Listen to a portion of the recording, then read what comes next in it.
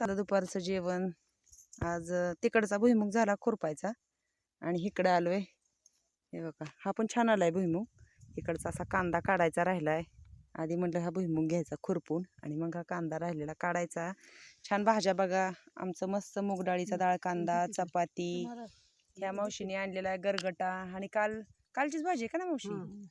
तर रानातून आमच्या तांदूळशीची भाजी निघती, खुरपताना निघलेली ती करून आणली छानपैकी. आणि इकडे ह्या मावशीची गवार, चपाती, भाकरी, छान कांदा घेतलेला आहे आणि मस्त अशी ही पातरची भाजी. तर असं आहे आजचं आमचं रानातलं जेवण. तोंडी लावायला छान पातरची भाजी, कांद्याची पात. मस्त सावलीला बसून जेवायला बसलोय. तर या सगळ्यांनी जेवायला. छान अशा आमच्या भाज्या कशा वाटतात ते नक्की मला सांगा. ही भाजी खूप छान केली बघा मावशीने, कांदा, लसूण, थोडंसं शेंगदाण्याचं कूट वगैरे घालून केलेली आहे. तर या सगळ्यांनी जेवायला. मी पण जेवण करते आणि सुरुवात केली आहे.